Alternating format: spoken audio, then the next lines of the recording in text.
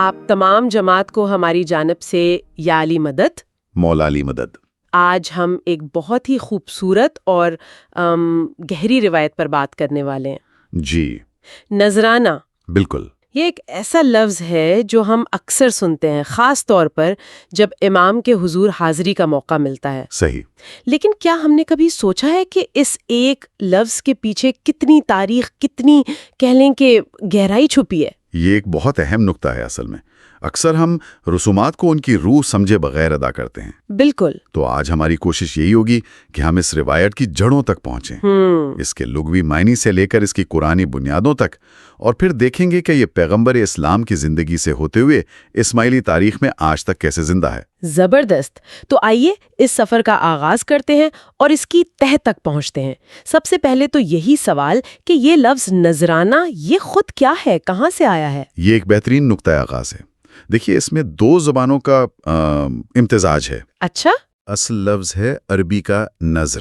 نظر۔ جی، اور اس کی جمع ہے نذور۔ اس کا سادہ مطلب ہے کوئی پیشکش، کوئی تحفہ یا ہدیہ۔ ٹھیک۔ اور یہ لفظ قرآن مجید میں 7 مرتبہ آیا ہے، جو اس کی اہمیت کو ظاہر کرتا ہے۔ 7 مرتبہ؟ واہ! تو یہ تو ہو گئی عربی بنیاد، پھر یہ نذرانہ کیسے بنا؟ ہاں، وہ جو آنا کا لاحقہ ہے نا، وہ فارسی زبان کا اثر ہے۔ اچھا۔ فارسی میں نذرانہ خاص طور پر اس تحفے کے لیے استعمال ہوتا ہے جو کسی شہزادے کو یا کسی بہت بڑے مرتبہ والے شخص کو عزت اور احترام کے طور پر پیش کیا جائے۔ اوہ، تو یہ تو بہت دلچسپ فرق ہے۔ یعنی یہ صرف ایک چیز دینا نہیں ہے؟ نہیں، بالکل نہیں، بلکہ اس میں ایک جذبے کا اظہار ہے۔ آپ نے بالکل صحیح پکڑا۔ جیسے ہی یہ نظر سے نذرانہ بنتا ہے، اس میں عزت، احترام اور عقیدت کا ایک بہت گہرا عنصر شامل ہو جاتا ہے۔ اور اسماعیلی روایت میں اس تصور کو کیسے سمجھا جاتا ہے؟ اسماعیلی روایت میں نذرانہ کو ایک خاص تحفہ سمجھا جاتا ہے۔ یہ وہ پیشکش ہے جو مہمانی کے دوران یا دوسرے خاص مواقع پر امام کے حضور ان کی برکتوں کے حصول کے لیے کی جاتی ہے۔ صحیح۔ اور اس کی خوبصورتی یہ ہے کہ یہ انفرادی طور پر ایک خاندان کی طرف سے بھی ہو سکتا ہے اور اجتماعی طور پر ایک پوری جماعت کی طرف سے بھی۔ تو ہم نے لفظ کو سمجھ لیا، اب چلتے ہیں اس کی بنیاد کی طرف۔ کیا اس تحفہ دینے کے عمل کی کوئی جڑیں قرآن میں بھی ہیں؟ بالکل ہیں، اور بہت گہری جڑیں ہیں۔ قرآن میں تحفہ دینے کے لیے ایک اور بہت خوبصورت عربی اصطلاح ہے، ہبہ۔ ہبہ۔ جی، اور اس کے پیچھے پورا نظام فکر ہے۔ تحفہ دینے والے کو واہب کہتے ہیں۔ واہب؟ جو چیز دی جائے اسے موہوب، اور جسے تحفہ قبول کرنے کا شرف حاصل ہو اسے موہوب لہو کہا جاتا ہے۔ واہ! یعنی عربی زبان میں اس عمل کے ہر پہلو کے لیے ایک الگ لفظ ہے۔ جی، یہ اس کی اہمیت کو ظاہر کرتا ہے۔ قرآن میں اس کی کیا شکلیں بیان ہوئی ہیں؟ قرآن میں تحفہ دینے کی 2 بڑی شکلیں نظر آتی ہیں۔ ایک تو خدا کا اپنے بندوں کو عطا کرنا، جسے عطا کہا گیا ہے، اور دوسری شکل ہے انسانوں کا ایک دوسرے کو تحفہ دینا، جس کے لیے نہلا اور ہدیہ جیسے الفاظ استعمال ہوئے ہیں۔ تو قرآن تحفے کے تصور کی بنیاد تو فراہم کرتا ہے، لیکن کیا قرآن میں کوئی ایسی کہانی، کوئی ایسا واقعہ ہے جہاں تحفہ دینا ایک اہم موڑ ثابت ہوا ہو؟ سلیمان علیہ السلام کا۔ جب ملکہ سبا نے حضرت سلیمان کے بارے میں سنا تو انہوں نے ایک بہت قیمتی تحفہ یعنی ہدیہ ان کی طرف بھیجا۔ رکیے، تو یہ صرف ایک تحفہ نہیں تھا، مطلب اس کے پیچھے کوئی بڑا مقصد تھا؟ بالکل، یہ صرف ایک سفارتی تحفہ نہیں تھا، یہ ایک امتحان تھا۔ امتحان؟ کس چیز کا؟ ملکہ یہ جانچنا چاہتی تھی کہ حضرت سلیمان ایک دنیاوی بادشاہ ہیں جو دولت سے متاثر ہو جائیں گے، یا پھر وہ اللہ کے سچے پیغمبر ہیں۔ یہ تحفہ کہہ لیں کہ ایک سوال تھا۔ یہ تو بہت ہی دلچسپ نکتہ ہے، یعنی تحفہ یہاں صرف ایک چیز نہیں بلکہ ایک پیغام ہے، ایک پیمانہ ہے۔ اور اس کا مطلب یہ بھی ہے کہ تحفہ قبول کرنے کا طریقہ بھی اتنا ہی اہم ہے جتنا کہ تحفہ دینا۔ صحیح۔ حضرت سلیمان کا جواب ہی اس امتحان کا نتیجہ تھا۔ انہوں نے وہ شاہیانہ تحفہ دیکھ کر فرمایا کہ جو کچھ اللہ نے مجھے عطا کیا ہے وہ تمہارے تحفے سے کہیں بہتر ہے۔ تو انہوں نے اسے رد کر دیا؟ رد نہیں کیا، بلکہ اس کے پیچھے کی نیت کو سمجھا اور اپنا بلند مقام واضح کر دیا۔ اس واقعے نے ثابت کر دیا کہ وہ ایک دنیاوی بادشاہ نہیں ہے۔ کیا ہمیں یہ معلوم ہے کہ اس تحفے میں کیا شامل تھا جو اتنا بڑا امتحان بن گیا؟ جی، کلاسک کی تفاسیر، خاص طور پر امام طبری کی تفسیر، اس کی تفصیلات بتاتی ہیں۔ اس میں سونے اور چاندی کی اینٹیں تھیں، غلام لڑکے اور لڑکیاں، بہترین نسل کے گھوڑے اور نایاب زیورات شامل تھے۔ یعنی ایک سلطنت کی پوری طاقت کا مظہر۔ بالکل، جسے حضرت سلیمان نے اللہ کی عطا کے سامنے ہیچ سمجھا۔ سبحان اللہ۔ اچھا، یہ تو لفظی اور قرآنی پس منظر ہو گیا۔ اب آتے ہیں عملی زندگی کی طرف۔ خود پیغمبر اسلام صلی اللہ علیہ وآلہ وسلم کی زندگی میں یہ روایت کیسی تھی؟ یہ ان کی زندگی کا ایک بہت ہی خوبصورت اور لازمی حصہ تھا۔ امام قرطبی جیسے بڑے مفسر لکھتے ہیں کہ صرف نبی کریم صلی اللہ علیہ وآلہ وسلم ہی نہیں، بلکہ ان سے پہلے کے انبیاء بھی تحائف کے تبادلے کی حوصلہ افزائی کرتے تھے۔ اچھا، کیوں؟ کیونکہ اس سے انسانی تعلقات میں محبت اور گرم جوشی پیدا ہوتی ہے۔ صحیح بخاری کی مشہور روایت ہے کہ نبی صلی اللہ علیہ وآلہ وسلم تحائف قبول فرماتے تھے۔ تو یہ ایک مستقل سنت تھی؟ جی، یہ کوئی کبھی کبھار ہونے والا واقعہ نہیں تھا، بلکہ ایک مستقل سنت تھی۔ میری دلچسپی اس میں ہے کہ یہ تحائف کس قسم کے ہوتے تھے؟ کیا یہ صرف امیر لوگوں یا حکمرانوں کی طرف سے آتے تھے؟ یہی تو اس روایت کی سب سے بڑی خوبصورتی ہے، یہ ہر کسی کے لیے تھی۔ مدینے میں یہ ایک عام رواج تھا اور اس میں ہر طبقے کے لوگ شامل تھے۔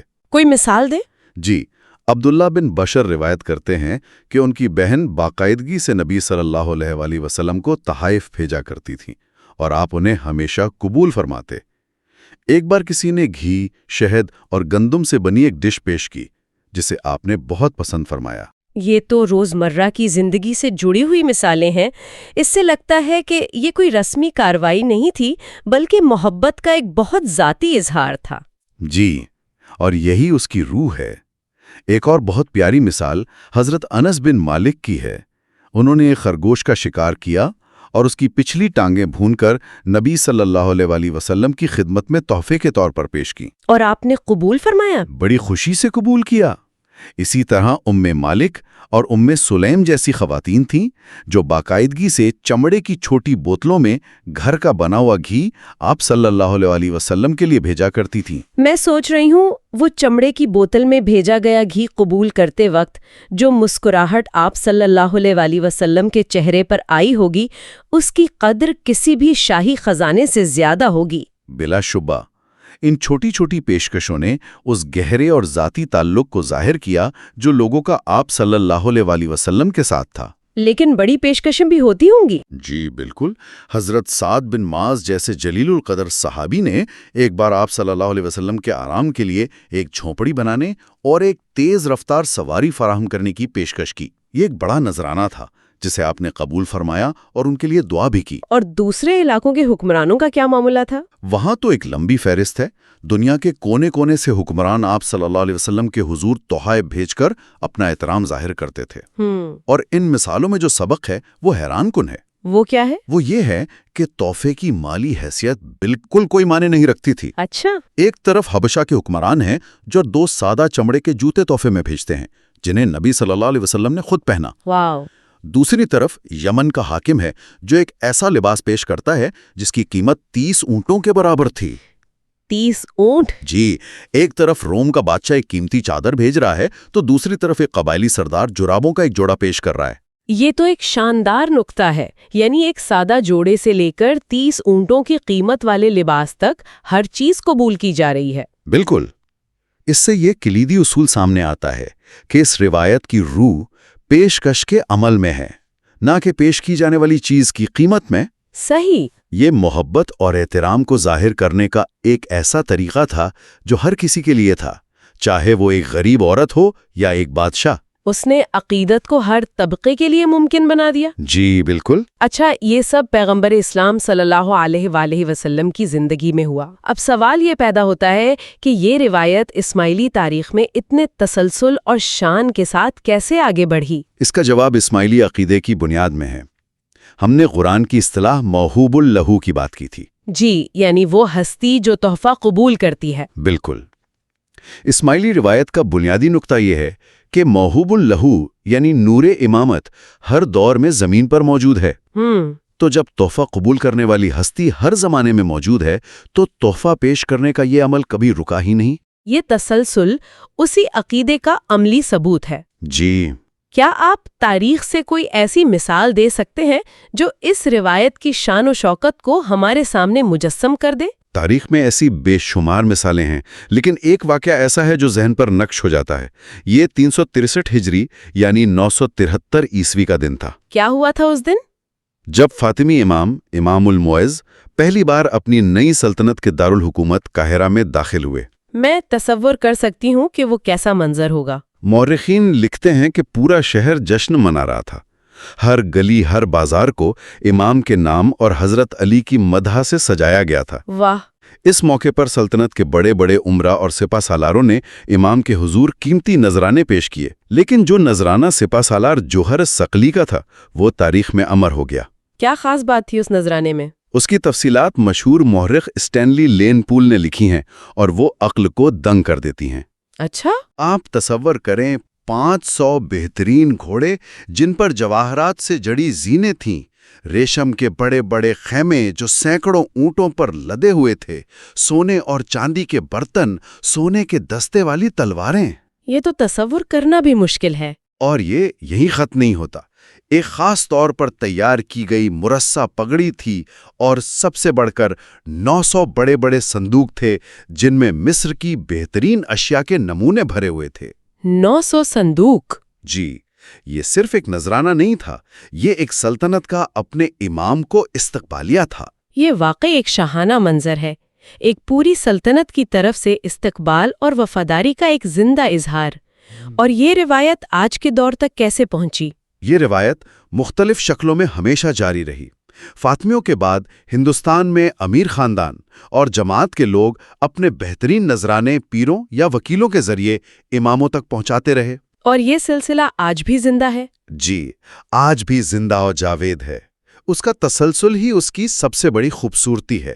تو اس پوری گفتگو کا خلاصہ کیا ہے؟ ہم نے ایک لفظ نذرانہ سے سفر شروع کیا، اس کی عربی اور فارسی جڑوں کو سمجھا، پھر ہم نے اس کی قرآنی بنیادوں کو دیکھا، پیغمبر اسلام صلی اللہ علیہ وآلہ وسلم کی زندگی میں جھانکا، جہاں ایک عام عورت کے گھی سے لے کر بادشاہوں کے قیمتی لباس تک ہر تحفہ محبت سے قبول کیا گیا۔ جی، اور آخر میں اسماعیلی تاریخ میں اس کی وہ پرشکوہ جھلک دیکھی جو آج بھی ہمارے درمیان ایک زندہ حقیقت ہے۔ بالکل، اور اس پورے سفر سے جو ایک بات بالکل واضح ہو کر سامنے آتی ہے وہ یہ ہے کہ تحفہ دینے کا عمل، چاہے وہ چمڑے کی بوتل میں تھوڑا سا گھی ہو یا جواہرات سے سجی پگڑی، جی، اس کی اصل بنیاد احترام، محبت اور برکت کے حصول پر ہے۔ یہ ایک غیر مرئی روحانی رشتے کا ٹھوس مادی اظہار ہے۔ بہت خوبصورت بات کہی، یہ واقعی ایک روحانی رشتے کا مادی اظہار ہے۔ اور یہی نقطہ ایک اہم سوال کو جنم دیتا ہے جس پر ہمارے سننے والوں کو سوچنا چاہیے۔ وہ کیا ہے؟ تاریخ میں پیش کیے گئے تحائف کی اس وسیع رینج کو دیکھتے ہوئے، مٹھی بھر گھی سے لے کر ایک بادشاہ کے خزانے تک، یہ عمل تحفے کی مادی قیمت کے بجائے پیش کرنے والی کی نیت کے بارے میں کیا بتاتا ہے؟ اصل اہمیت کس چیز میں؟ پیش کی جانے والی چیز میں یا پیش کرنے کے جذبے میں؟